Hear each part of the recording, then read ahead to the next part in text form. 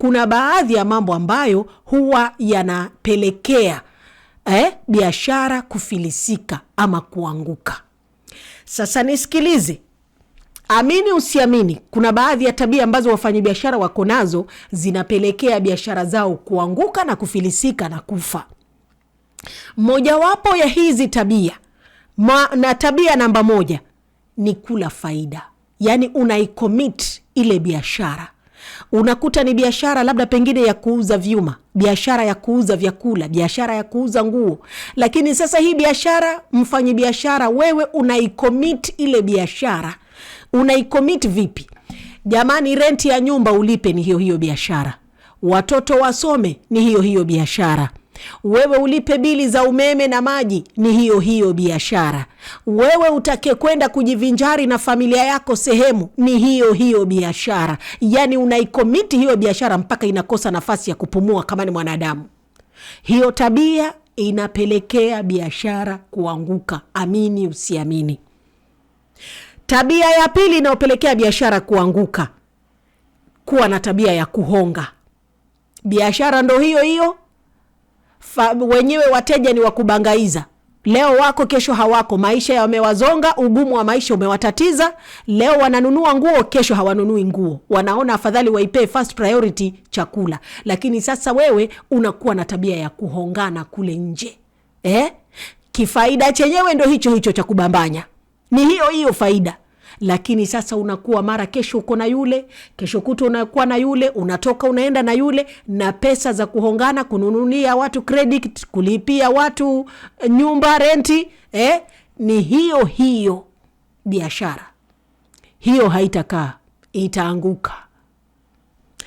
Tabia nyingine ni kuendesha biashara kindugu. Kama wewe ni mfanyabiashara na una tabia ya kuendesha biashara yako kindugu, kirafiki, hiyo biashara haitaenda mahali, amini usiamini. Yani unakuta kwamba hii biashara ndugu yako akija unamuuzia bei tofauti na vile unavyouza, eti kwa sababu ni ndugu yako, kwa sababu ni wazazi wako, unawauzia tofauti na bei vile ilivyo. Kwa sababu ni marafiki zako wamekuja dukani kwako, unawapimia mafuta, unawapimia tena unaongeza. Mtu amekwambia nataka lita 1 ya mafuta, wewe sasa unampa lita 2. Unamwambia si mimi na wewe jamani mandugu, si mimi na wewe jamani marafiki. Marafiki kusaidiana, undugu kusaidiana, unampa na lita 1 juu. Amekuja kununua nguo za watoto, wewe unamwambia vipi? Wewe hujanunua yako. Hali ndo hivyo tena, unachukua sasa begi nzima unampa. Hiyo biashara haitaenda mahali. Biashara ina miko yake, ina mipaka yake, ina sharti zake biashara. Kwa hiyo kama wewe ni mfanyabiashara unaipeleka biashara kindugu, kisela, kujuana, hiyo haitaenda mahali, swaiba. Tabia nyingine ni kuacha kuitangaza biashara. Unakuta mfanyabiashara wakati anapoanza fungua biashara, basi anakuwa anaingia kwenye mitandao ya kijamii, anapeleka matangazo kwenye vyumba vya habari, kama ni redioni, kama ni kwenye televisheni, kama ni kwenye magazeti, ili mradi tu anaitangaza biashara. Lakini ile biashara ikishafika, ishashika kasi, wateja mashallah washajua biashara, wameifahamu, wanakuja. Kama ni wateja wa kununua bidhaa za mafuta za urembo, kama ni nguo, wateja wanakuja. Sasa mfanyabiashara una relax, unaacha kuitangaza ile biashara, unaacha kuifanyia matangazo.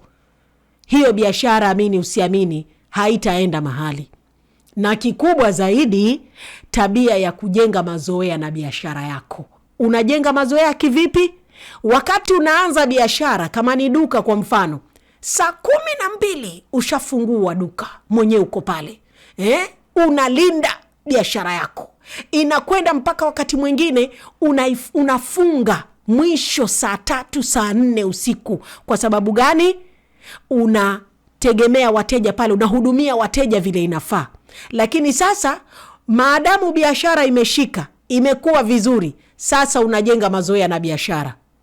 Badala kufungua saa 12, unakwenda sasa saa 3 ndo unafungua biashara. Vipi? Si biashara ni yangu, si mimi mwenyewe, sijaandikwa na mtu eti biashara ni yangu mimi mwenyewe.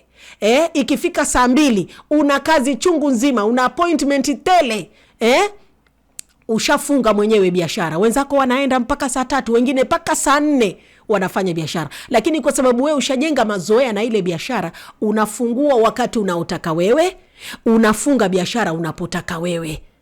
Unafungua siku unazotaka wewe na unafunga siku unazotaka wewe.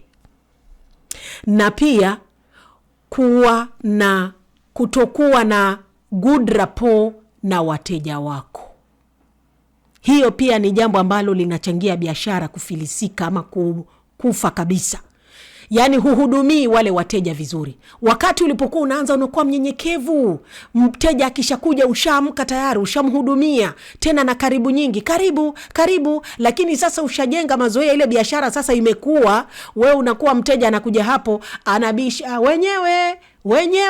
wewe hata tena ukija na kibri juu. Wewe vipi bana? Mbona unapiga kelele asubuhi? Nini kwani ukija tu ukisema wenyewe mara moja haitatosha? Haya, imekuwa zamani ulipokuwa unaanza biashara unanyenyekea wateja. Karibu jamani, karibu tena na tena. Lakini leo nikusaidieje? Unataka nini? Hiyo hakuna. Ndio hivyo. Nisaidie change, sina change. Nenda katafuta change kwingine. Jinsi unavyohandle wateja wako. Kwa hiyo usipochunga na hizi tabia hizi, biashara itaanguka.